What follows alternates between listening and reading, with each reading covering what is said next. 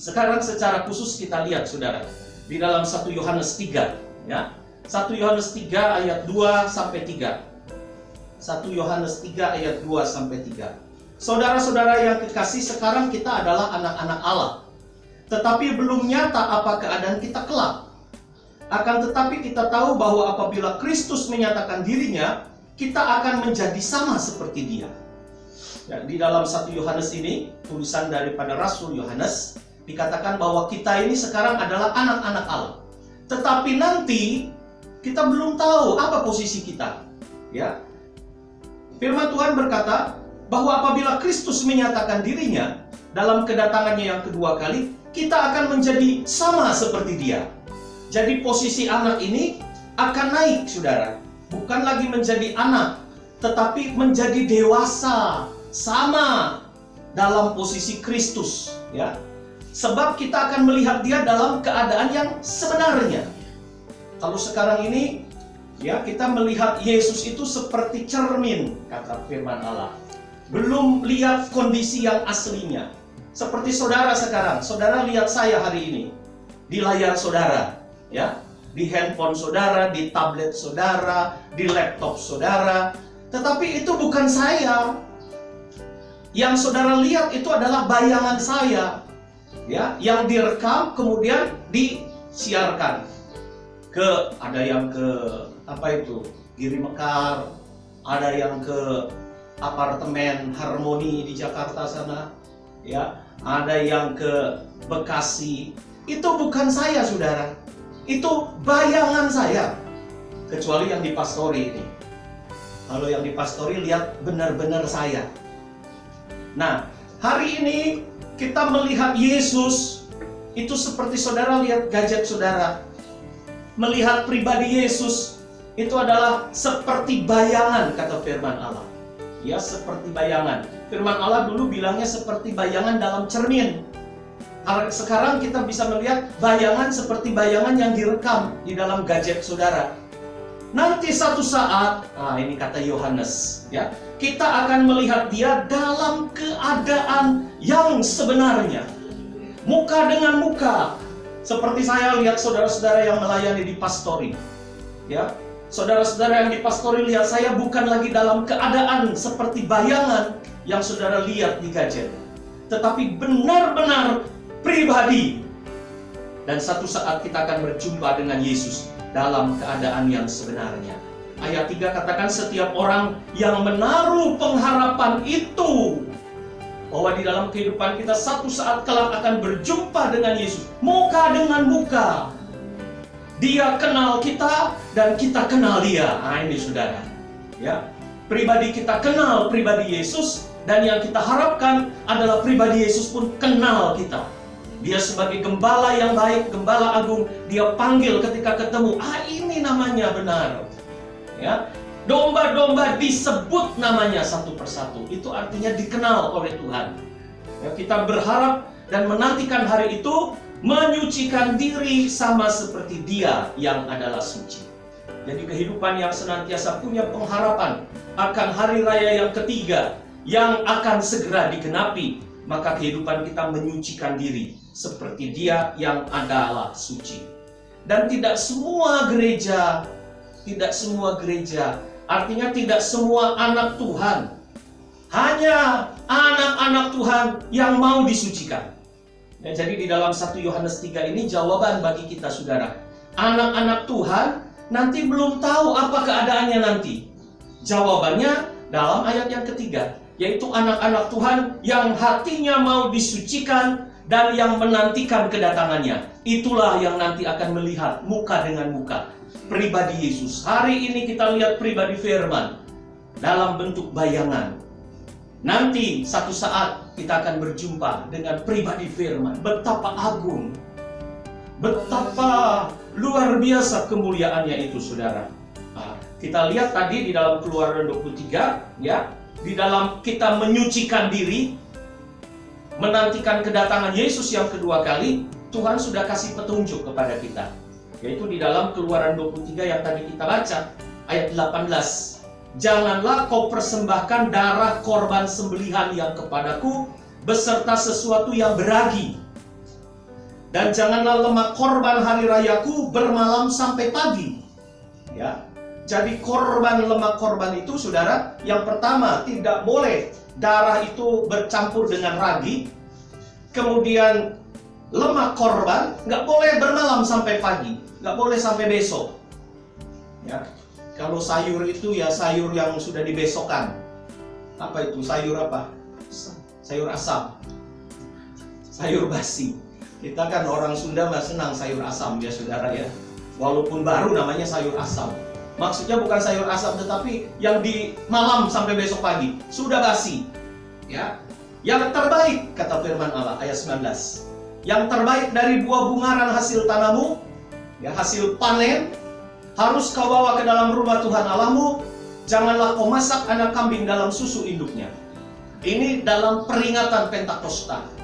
Ya, dalam peringatan Pentakosta Tuhan tidak suka adanya percampuran darah korban dengan sesuatu yang berada.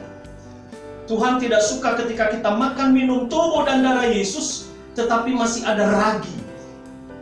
Ya saudara, kalau ibu-ibu yang suka masak roti, ya itu selalu tahu pasti itu ragi. Ya, ragi itu sesuatu yang kecil jadi besar. Adonan yang kecil dikasih ragi, jadi mengembang, jadi besar.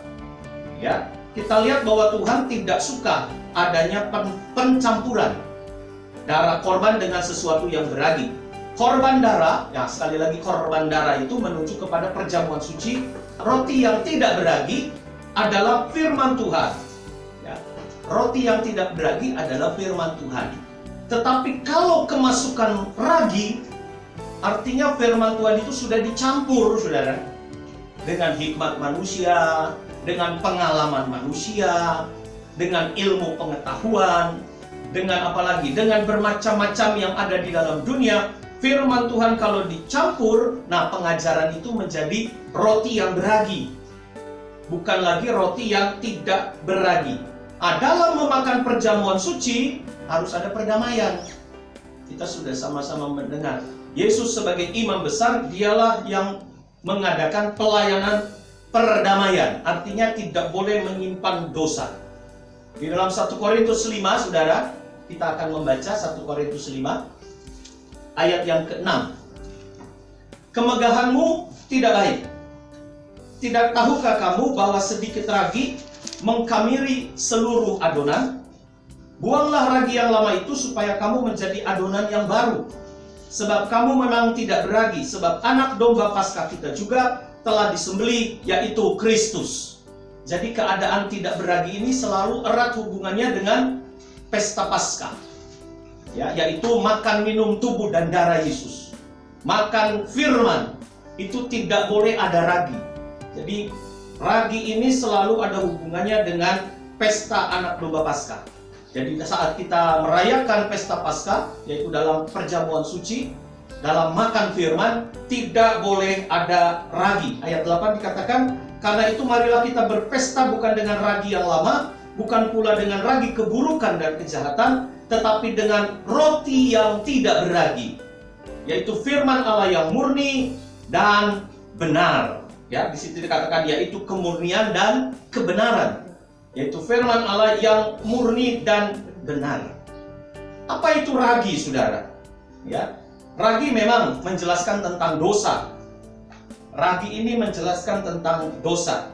Tetapi di dalam Matius 13 ayat 33, ragi ini juga menunjuk kepada ajaran sesat.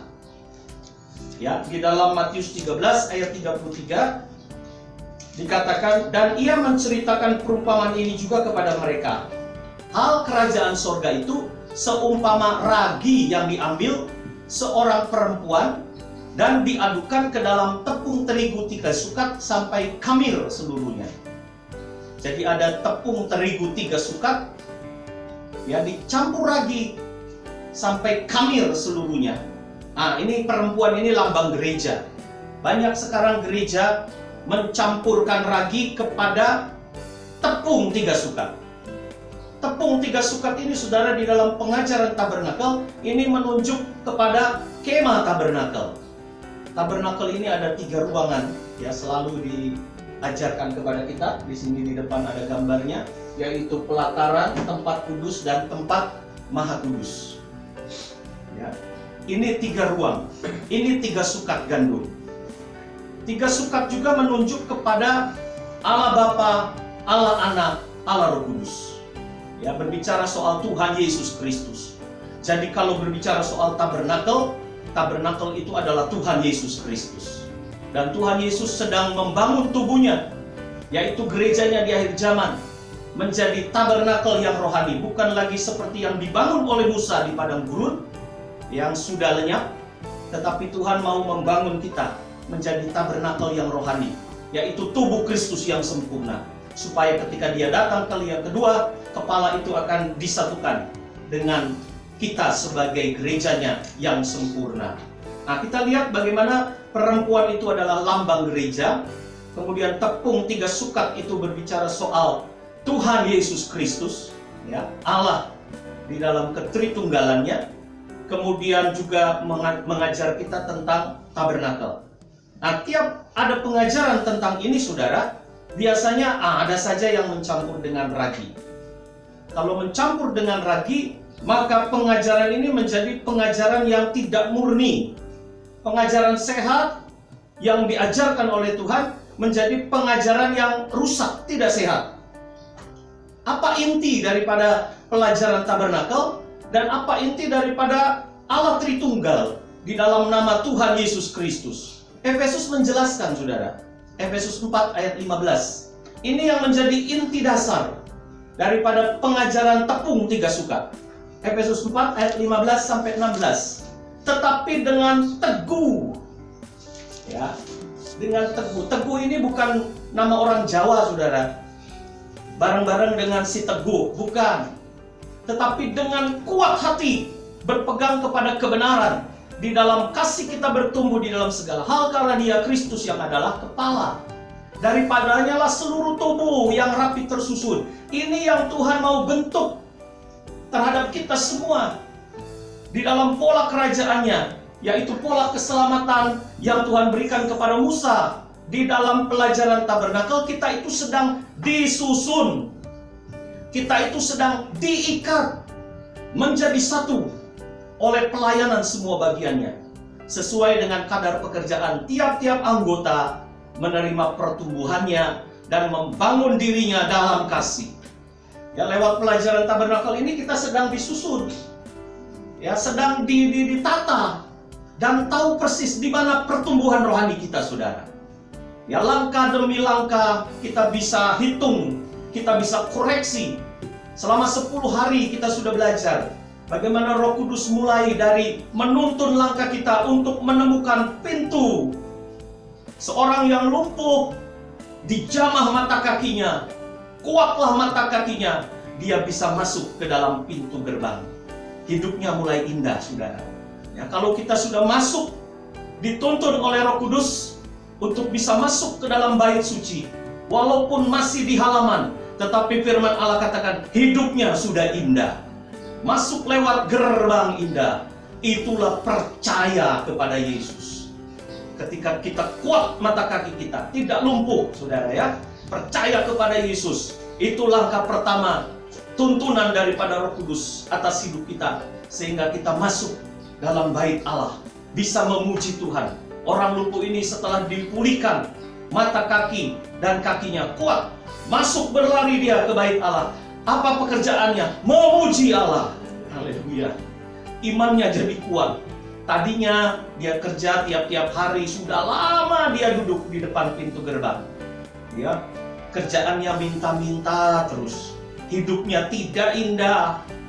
Tetapi ketika Petrus dan Yohanes datang ke sana, naik, kemudian dia lihat orang lumpuh ini berharap sesuatu dari Petrus dan Yohanes. Tetapi Petrus katakan, lihat kepadaku, emas dan perak tidak ada padaku. Apa yang kau cari di dalam dunia ini? Kalau masih ada cari emas dan perak, hidupmu tidak akan indah. Tetapi Petrus katakan, lihat kepadaku, emas dan perak tidak ada padaku, tapi apa yang ada padaku akan kuberikan kepadamu, yaitu dalam nama Yesus Kristus orang Nazaret. bangkit dan berjalanlah. Seketika itu kuatlah kaki dan mata kaki orang itu. Kemudian apa yang dikerjakan? Oh, dia bukan lari keluar, saudara. Dia bukan lari ke kota.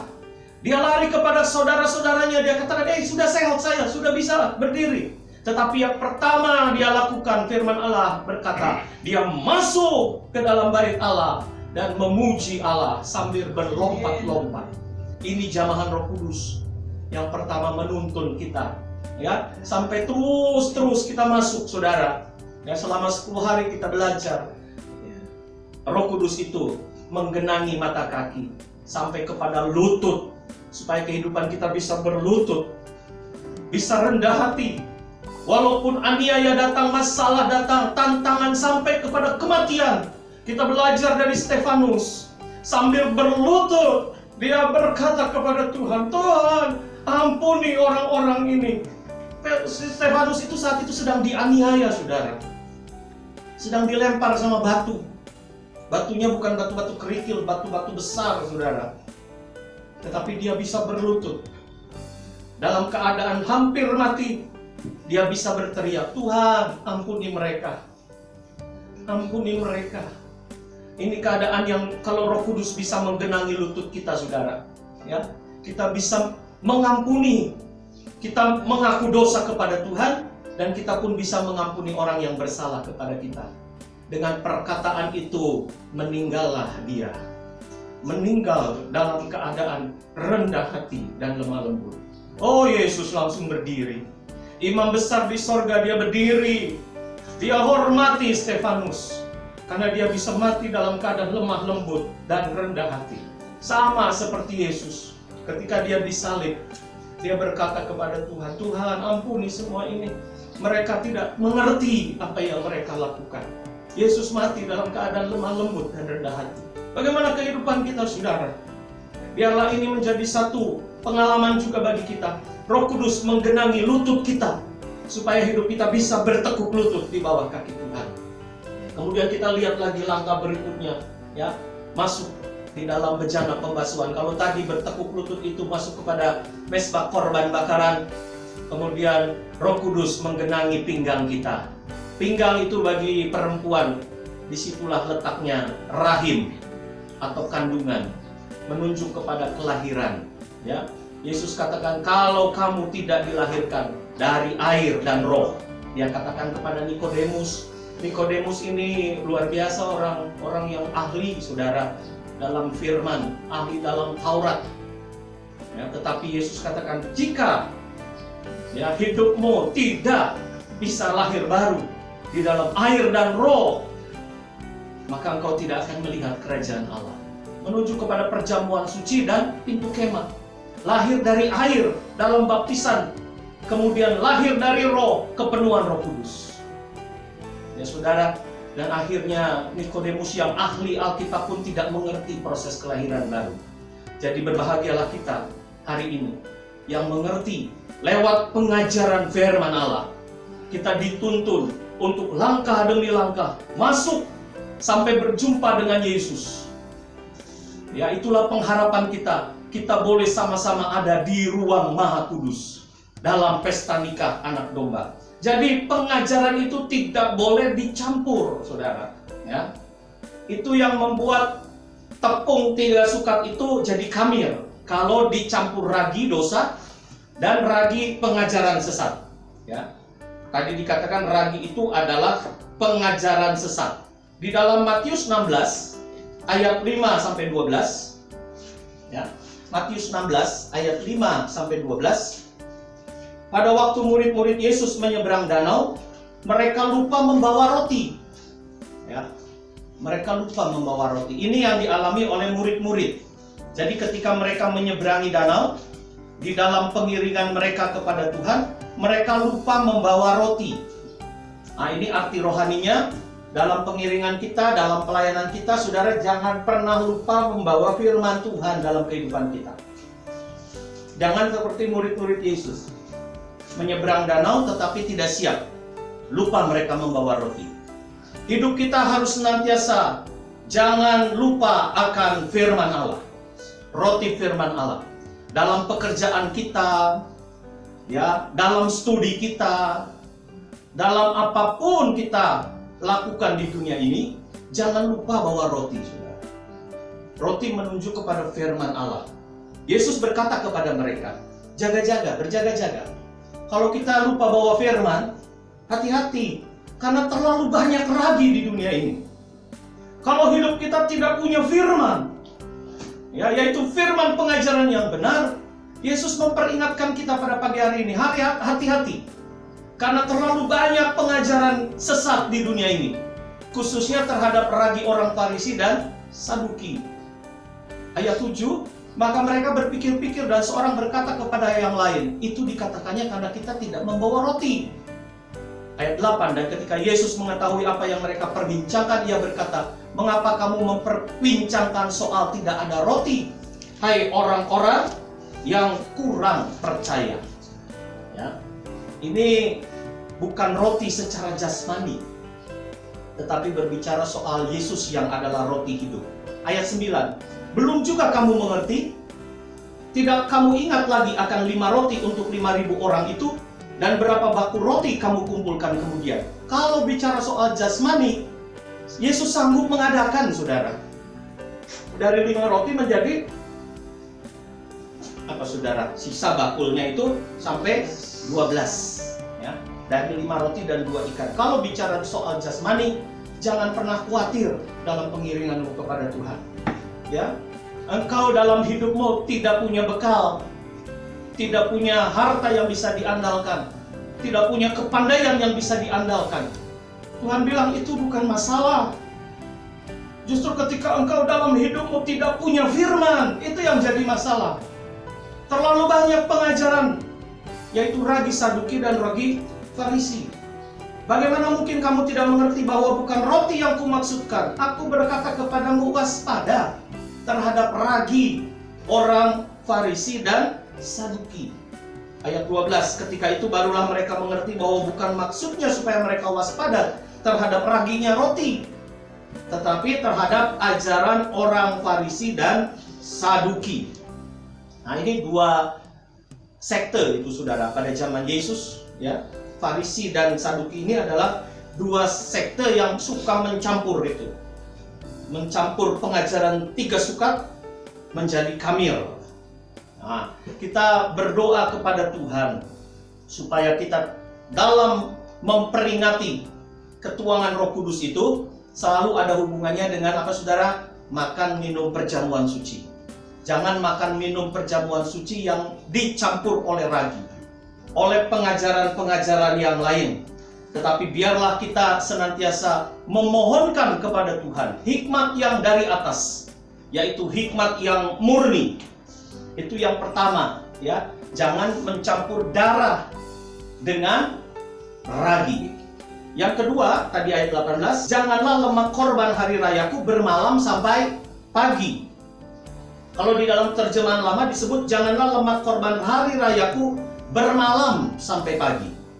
Ya, bermalam sampai pagi. Ya, itu dalam perjanjian lama. Jadi lemak korban adalah sesuatu yang terbaik. Itu yang dipersembahkan hanya untuk Tuhan, saudara. Lemak itu milik Tuhan. Sekali lagi, ya, lemak itu milik Tuhan. Kalau di dalam Taurat ini, saudara, lemak ini dipersembahkan bagi Tuhan. Itu buat Tuhan, dikatakan, ya, dalam pengajaran perjanjian lama. Apa artinya? Ya, ini adalah korban pelayanan kita sesungguhnya. Yang terbaik hanya untuk Tuhan.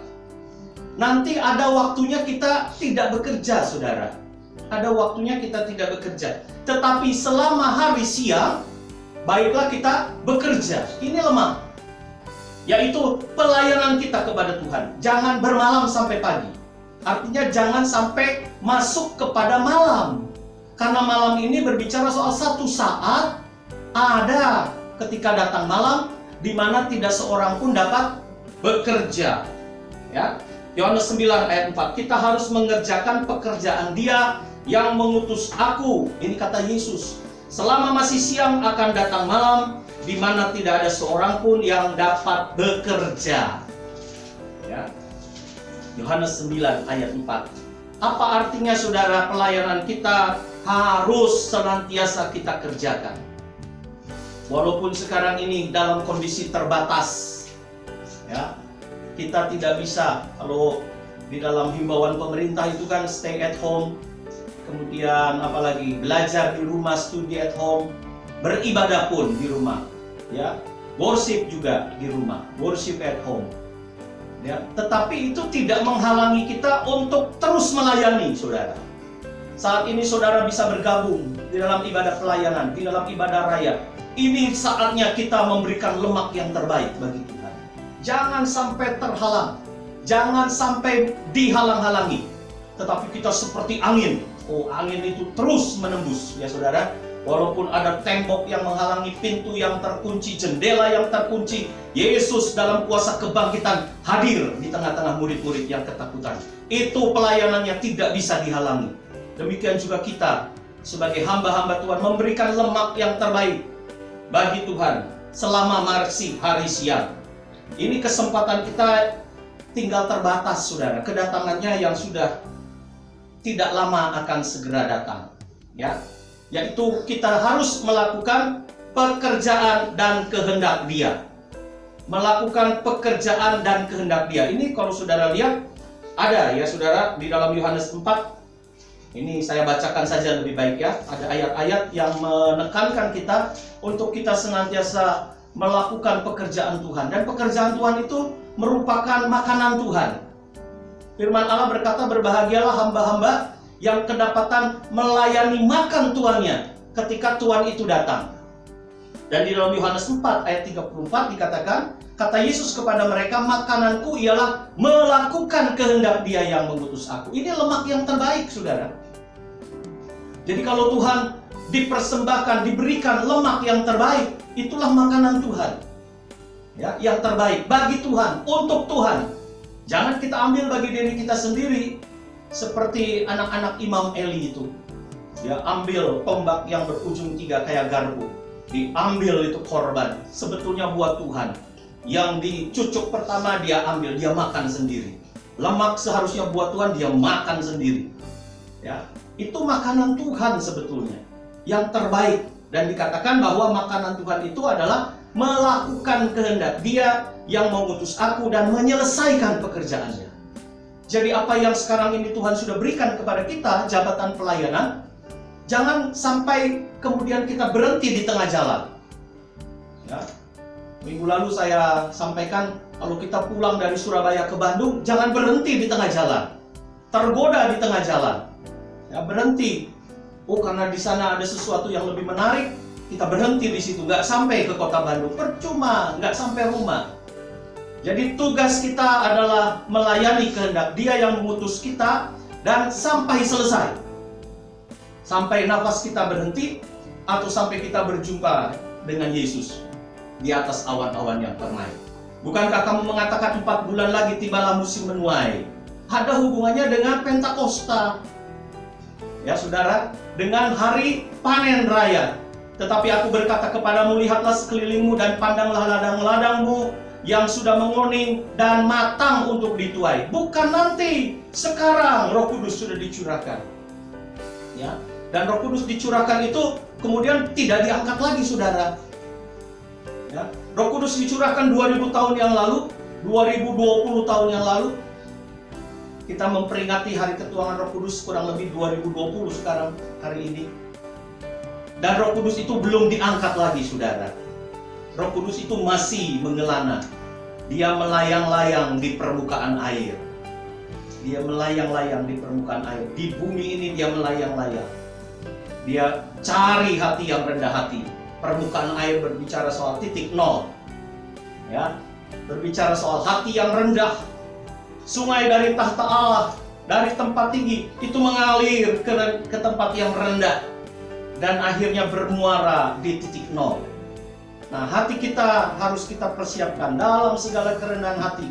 Nah, Roh Kudus akan menjangkau kita, memenuhi kita, saudara. Roh Kudus itu tidak kembali ke sorga. Roh Kudus ini masih sekarang ada di bumi ini. Masalahnya apakah kita mau membuka hati supaya Roh Kudus masuk dalam kehidupan kita. Ini makanan Yesus itu, yaitu melakukan kehendak Dia. ayat 36. Sekarang juga penuai telah menerima upahnya, dan ia mengumpulkan buah untuk hidup yang kekal, sehingga penabur dan penuai sama-sama bersukacita. Ini menunjuk kepada hari raya 7 minggu sebetulnya, saudara. Ya, menunjuk kepada pengalaman loteng Yerusalem, bahwa Roh Kudus itu sudah dicurahkan. Ini berbicara soal penuaian jiwa. Ya, kalau pada perjanjian lama itu penuaian gandum, pada zaman gereja digenapi dengan pengalaman loteng Yerusalem, yaitu penuaian jiwa-jiwa. Ketika Roh Kudus pertama menjangkau, ya, diturunkan dari sorga di dalam pengalaman loteng Yerusalem, 3.000 jiwa langsung dipanen, saudara. Dan saya percaya akhir zaman ini akan bertambah-tambah, berlipat-lipat hasil raya panen yang dijangkau oleh pekerjaan Roh. Sebab dalam hal ini benarlah peribahasa ayat 37, yang seorang menabur dan yang lain menuai. Aku mengutus kamu untuk menuai apa yang tidak kamu usahakan. Ini zaman kita sekarang, saudara. Ini zaman kita.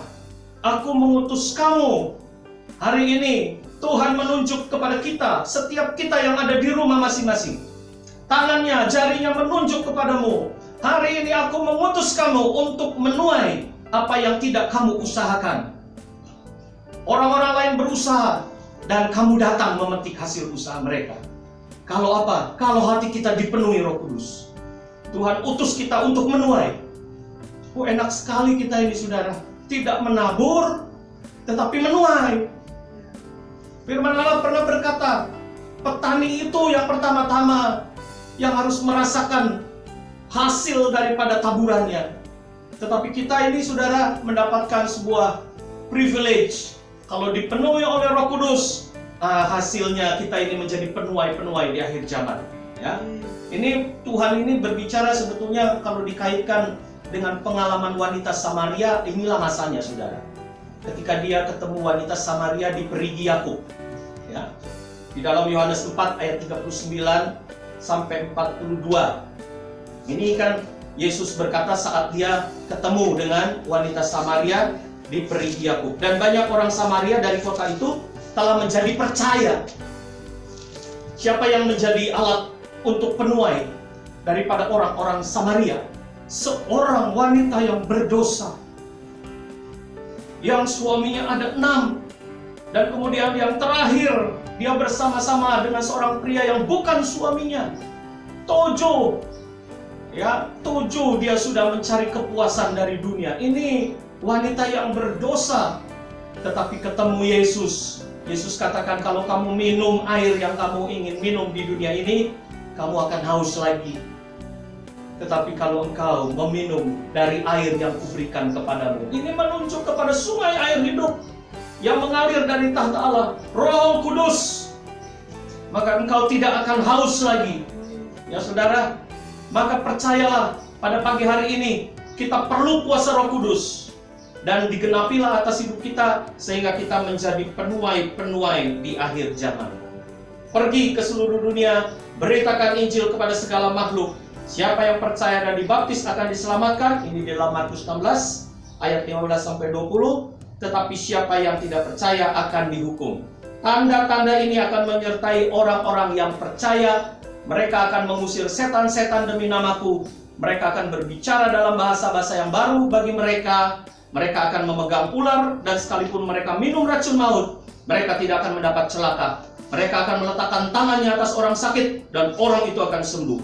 Sesudah Tuhan Yesus berbicara demikian kepada mereka, terangkatlah ia ke sorga, lalu duduk di sebelah kanan Allah. Mereka pun pergilah memberitakan Injil ke segala penjuru, dan Tuhan turut bekerja dan meneguhkan firman itu dengan tanda-tanda yang menyertainya. Nah, ini, saudara, ya, dalam memperingati hari ketuangan Roh Kudus. Yang pertama, jangan ada ragi. Jangan ada darah itu, darah perjanjian dicampur dengan ragi. Kemudian yang kedua, jangan sampai, ya, apa yang diberikan kepada Tuhan itu bermalam sampai pagi. Korban persembahan itu bermalam sampai pagi. Artinya, hidup kita sebagai utusan dan pelayan Tuhan, selama masih ada kesempatan, selagi masih siang, Mari kita kerjakan. Karena nanti akan datang malam di mana tidak seorang pun yang dapat bekerja. Jangan khawatir, selama kita memberikan diri kepada Tuhan. Firman Allah katakan, Roh Kudus menyertai kita. Tuhan akan turut bekerja dan meneguhkan firman itu dengan tanda-tanda yang menyertainya.